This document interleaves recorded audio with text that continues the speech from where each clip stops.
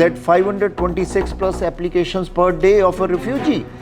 That may go to 1,000 per day a refugee. And after 4, 5, 6 years, those applications may get rejected also. Then they will be losing their 5 years. And then what after that? Well, one problem that I have come across is that CBSA officers, when people land here at a Canadian airport, that students are protesting to get their PRs, and many are involved in the fake marriages, contract marriages. As you mentioned that there are so many posts that we are gay marriages, that I don't want to go back because I'm a gay, so I want to apply for a PR status. That's a fake, maybe genuine also, we don't know. But these kind of trends are going on because they want to get a PR. So what is the role of the government in this? Why they don't look into this? Why they do a blind eye?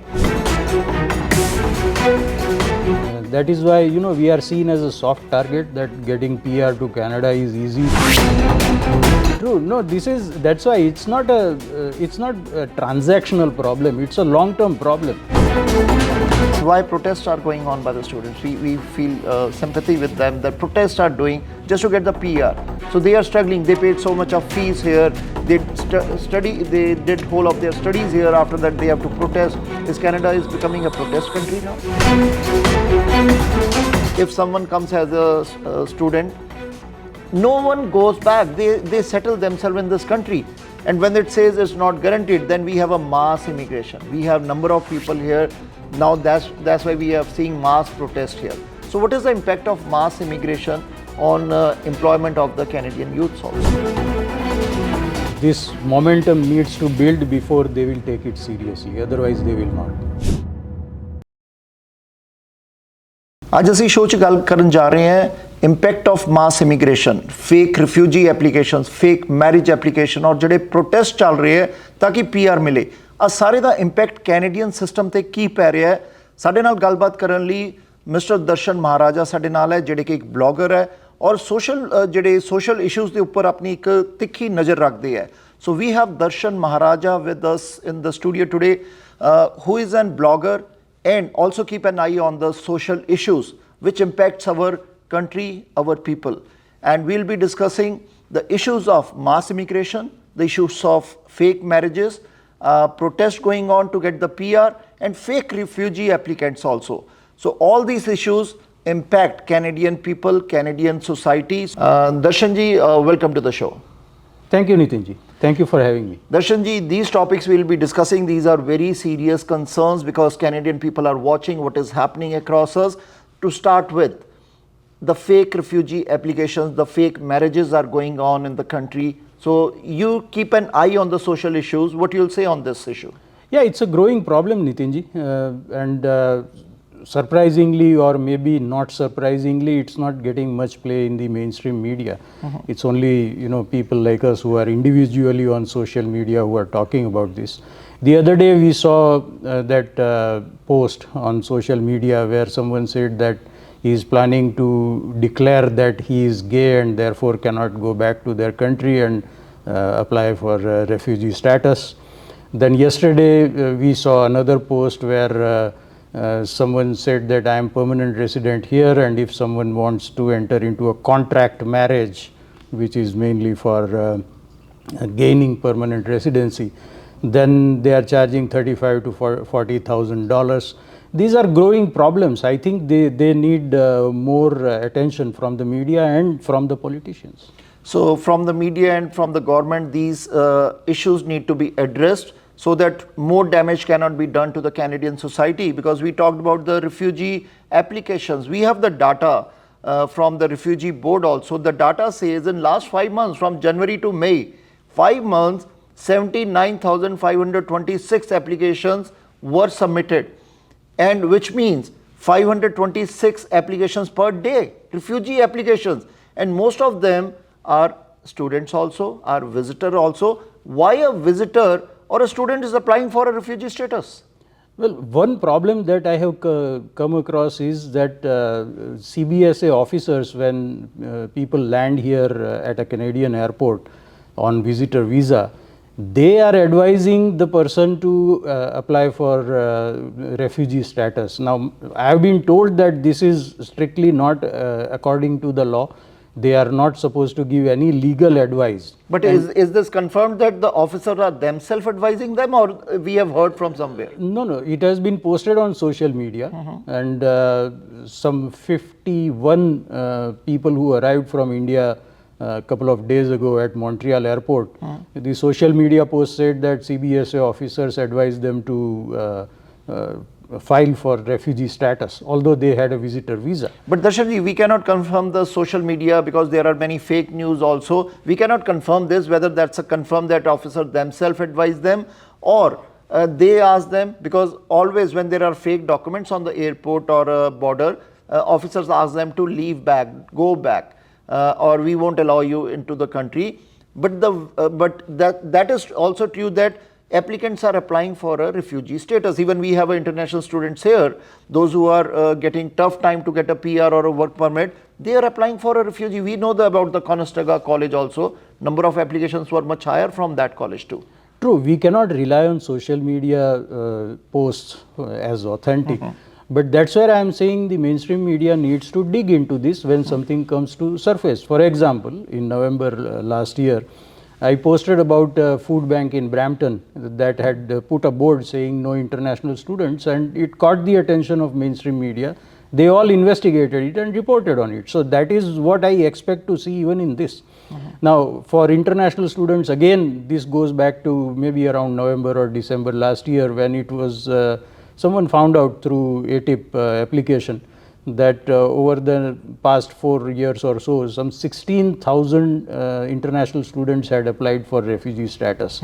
So these are now growing concerns. I was looking at a chart by United Nations High Commission for Refugees, UNHCR, where the over the past 10 years, the number of asylum claims in Canada has increased by almost 1200%.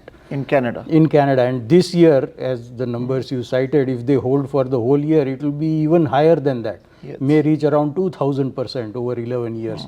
That is an explosive growth, and investigations are warranted. Who brought these protesting students? Because students are in the islands also. We have seen the PI islands that students are protesting to get their PRs.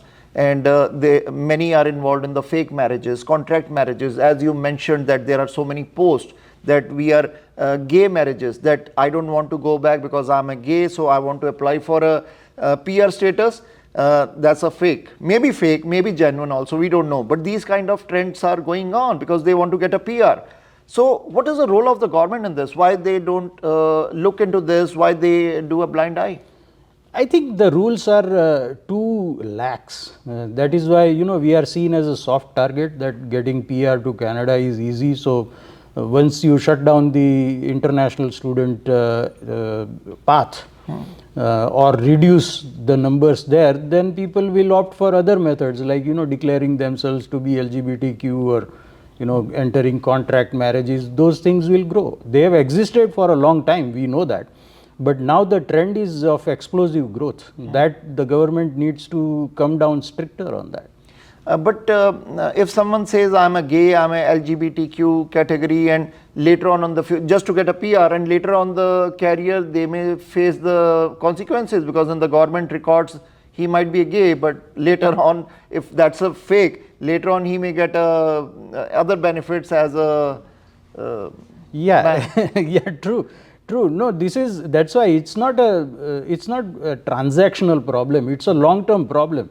So, I mean, investigations are needed. That's what I can say. I cannot prescribe what the government should do, but definitely, this needs to be at least on their radar, which it is not now. And why protests are going on by the students? We feel sympathy with them that protests are doing just to get the PR. So they are struggling. They paid so much of fees here. They They did whole of their studies here. After that, they have to protest.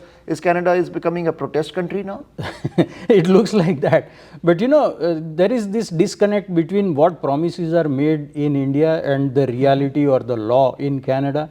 where it is not guaranteed. The government policy straight away says very clearly that it is not guaranteed. It is possible to get PR, but they have bought the dream that this is guaranteed, and maybe there is some political backing for that, but it's causing a lot of friction in the society. That is where I see the biggest problem. Yes. Because a lot of people have turned against immigrants. We have discussed this before, that immigrants from India were seen as model minority, and now we are seen as a problem minority.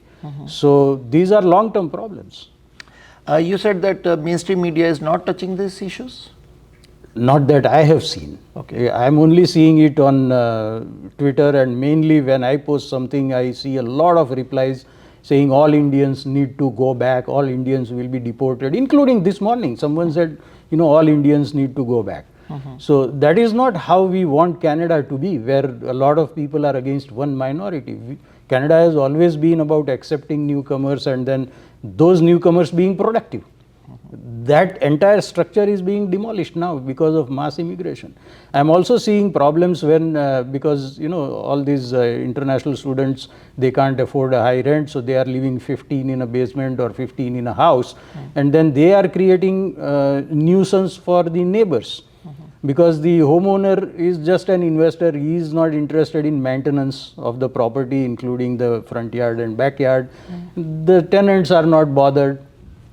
So it's creating friction on multiple levels, and that is where the biggest societal problem is going to be in the future, in my opinion. Darshanji, we feel that without the workforce we have, that is of international students. With that, Canadian economy runs. That is must. And for last so many years, last 40, 50 years, we have the workforce coming from overseas as international students or as a spousal cases.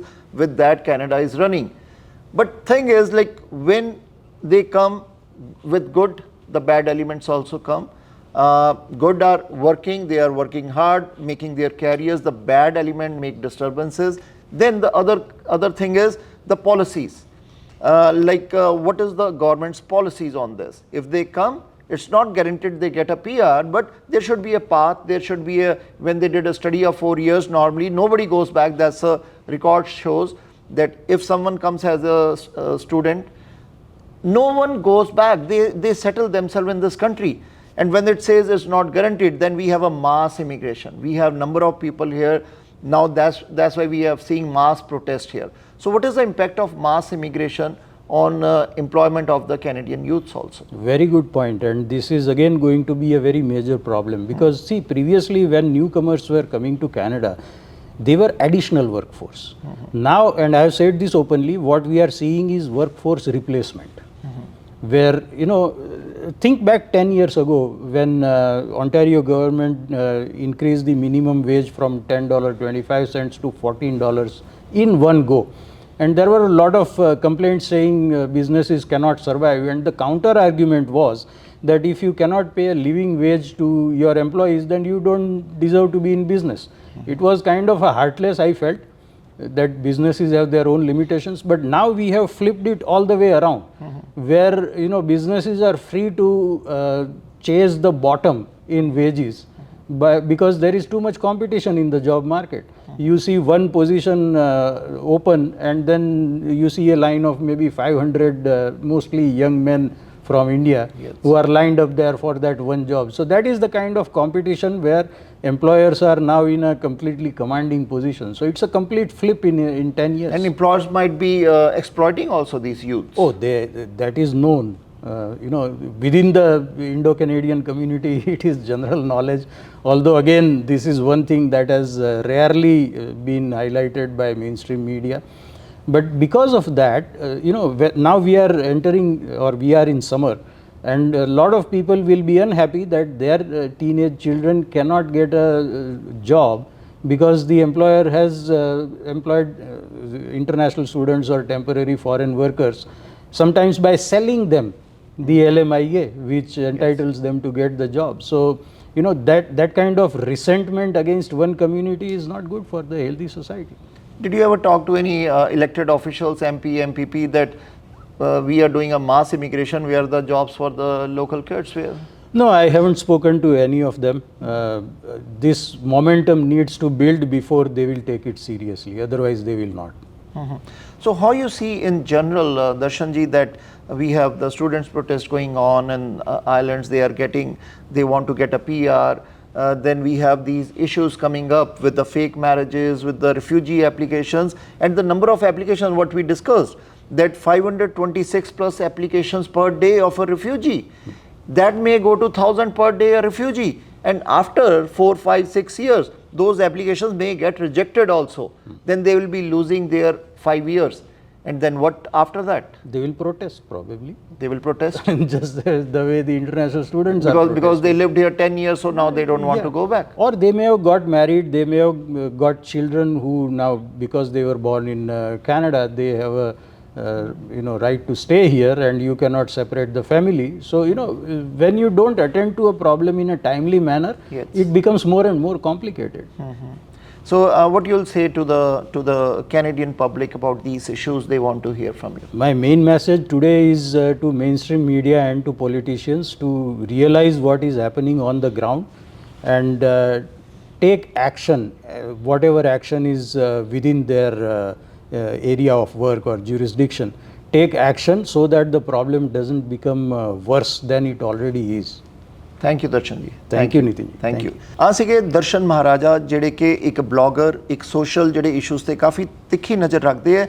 ਅਸੀਂ ਅੱਜ ਜੋ programme 'ਚ ਗੱਲਬਾਤ ਕੀਤੀ, ਮੈਂ ਅਗਰ ਪੰਜਾਬੀ 'ਚ ਤੁਹਾਨੂੰ ਉਹਨੂੰ ਸਮਝਾ ਦਾਂ ਕਿ ਰਿਫਿਊਜੀ ਦੀ ਐਪਲੀਕੇਸ਼ਨਸ ਹੈ 526 ਪਲੱਸ ਐਪਲੀਕੇਸ਼ਨ ਹਰ ਰੋਜ਼ ਲੱਗ ਰਹੀਆਂ, ਔਰ ਜਨਵਰੀ ਤੋਂ ਲੈ ਕੇ ਮਈ 2024 ਤੱਕ, ਜਨਵਰੀ 2024 ਤੋਂ ਮਈ 2024 ਤੱਕ ਜਿਹੜਾ ਡਾਟਾ ਹੈ 79,000 ਪਲੱਸ ਐਪਲੀਕੇਸ਼ਨਸ ਜਿਹੜੀਆਂ ਰਿਫਿਊਜੀ ਸਟੇਟਸ ਦੀਆਂ ਲੱਗ ਚੁੱਕੀਆਂ। ਔਰ ਇਹਨੂੰ ਬਾਈਫਰਕੇਟ ਕਰੀਏ ਤੇ ਇਹਦੇ 'ਚ ਬਹੁਤ ਜ਼ਿਆਦਾ ਜਿਹੜੇ ਹੈ ਉਹ ਵਿਜ਼ਿਟਰਸ ਦੀ ਐਪਲੀਕੇਸ਼ਨਸ ਵੀ ਹੈ, ਸਟੂਡੈਂਟਸ ਦੀ ਵੀ ਹੈ, ਜਿਹੜੇ ਵਰਕ ਪਰਮਿਟ ਤੇ ਜਿਨ੍ਹਾਂ ਨੂੰ PR ਨਹੀਂ ਮਿਲ ਰਹੀ ਉਹ ਵੀ ਲੱਗ ਰਹੇ ਹੈ। ਕਾਫੀ ਕਾਲਜਸ ਦੇ ਬਹੁਤ ਸਾਰੇ ਨੰਬਰ ਡਾਟਾ ਸਾਹਮਣੇ ਆਏ ਹੈ। ਆ ਜੋ ਡਾਟਾ ਸ਼ੇਅਰ ਕਰ ਰਹੇ ਹਾਂ ਰਿਫਿਊਜੀ ਬੋਰਡ ਦਾ ਡਾਟਾ ਹੈ, 79,000 ਐਪਲੀਕੇਸ਼ਨਸ ਇਨ 5 months, 526 ਐਪਲੀਕੇਸ਼ਨਸ ਪਰ ਡੇ। ਔਰ ਉਹਦੇ ਨਾਲ ਜਿਹੜੀ ਫੇਕ ਮੈਰਿਜਸ, ਜਿਹੜੇ ਕੰਟਰੈਕਟਸ ਮੈਰਿਜਸ, ਉਹ ਵੀ ਸਾਹਮਣੇ ਆ ਰਹੇ ਕੇਸਿਸ। ਉਹਦੇ ਨਾਲ ਜਿਹੜੇ ਦਰਸ਼ਨ ਜੀ ਨੇ ਗੱਲ ਕੀਤੀ ਹੈ ਕਿ ਜਿਹੜੀ ਫੇਕ ਮੈਰਿਜਸ ਦੇ ਅੰਦਰ ਗੇ ਮੈਰਿਜਸ, ਕਿ ਸਾਡੀ PR ਨਹੀਂ ਹੋ ਰਹੀ, ਅਸੀਂ ਗੇ ਹਾਂ, ਇਸ ਕਰਕੇ ਅਸੀਂ PR ਲੈ ਲਈਏ, LGBTQ, ਇੱਦਾਂ ਦੇ ਵੀ ਕੇਸਿਸ ਸਾਹਮਣੇ ਆਊਗੇ। ਲੇਕਿਨ ਆ ਸਾਰੇ ਨੂੰ ਅਗਰ ਜਿੰਨਾ ਲੰਬਾ ਅਸੀਂ ਛੱਡ ਦਾਂਗੇ ਉਨੇ ਜ਼ਿਆਦਾ ਇਸ਼ੂਜ਼ ਕ੍ਰੀਏਟ ਹੋਊਗੇ ਲੇਟਰ ਔਨ। ਫਿਰ ਪ੍ਰੋਟੈਸਟ ਵੀ ਚੱਲ ਰਹੇ ਹੈ ਸਟੂਡੈਂਟਸ ਦੇ ਕਿ ਸਾਨੂੰ ਸਾਡਾ ਹੱਕ ਦਿਓ, ਸਾਡੀ PR ਦਿਓ, ਉਹ ਵੀ ਚੱਲ ਰਿਹਾ ਸਾਰਾ ਕੁਝ। ਮਾਸ ਇਮੀਗ੍ਰੇਸ਼ਨ ਦੀ ਗੱਲ ਕੀਤੀ ਹੈ ਕਿ ਮਾਸ ਇਮੀਗ੍ਰੇਸ਼ਨ ਜਿਹੜੀ ਹੋਈ ਹੈ ਉਹਦੇ ਨਾਲ ਇੰਪਲੋਇਮੈਂਟ 'ਤੇ ਬਹੁਤ ਅਸਰ ਪਿਆ। ਜਿਹੜੇ ਲੋਕਲ ਯੂਥ ਜਿਹੜੇ ਇੱਥੋਂ ਕਾਲਜਸ ਯੂਨੀਵਰਸਿਟੀਜ਼ ਤੋਂ ਪੜ੍ਹੇ ਹੈ ਉਹਨਾਂ ਦੀ ਜੌਬਸ ਕਿੱਥੇ ਹੈ, ਕਿਉਂਕਿ ਅਗਰ LCBO ਜਾਂ ਟਿਮੋਟਨ 'ਚ ਇੱਕ ਜੌਬ ਨਿਕਲਦੀ ਹੈ ਤੇ ਬਾਹਰ ਲਾਈਨਅਪ ਜਿਹੜੀ ਹੈ 300-400 ਬੱਚਿਆਂ ਦੀ ਹੁੰਦੀ ਹੈ। ਸੋ ਜੌਬ ਸਿਨੈਰੀਓ ਵੀ ਕੀ ਕਹਿੰਦਾ ਹੈ। ਸੋ ਇਹਦੇ ਉੱਪਰ ਸਰਕਾਰਾਂ ਨੂੰ ਜਲਦ ਤੋਂ ਜਲਦ ਐਕਸ਼ਨ ਲੈਣਾ ਚਾਹੀਦਾ, because it's out of control now. We have seen the situation is not good across. So ਇਹਦੇ 'ਤੇ ਕੰਮ ਕਰਨਾ ਚਾਹੀਦਾ ਤਾਂ ਕਿ ਆ ਜਿਹੜੇ ਇਸ਼ੂਜ਼ ਆ ਰਿਜ਼ੋਲਵ ਕੀਤੇ ਜਾ ਸਕਣ। ਅਸੀਂ ਆ ਸ਼ੋਅ 'ਚ ਅੱਜ ਗੱਲ ਕੀਤੀ ਹੈ। ਸੋ ਥੈਂਕ ਯੂ ਦਰਸ਼ਨ ਜੀ, ਆਪਕਾ ਇੱਕ ਬਾਰ ਫਿਰ Thank you. Thank you.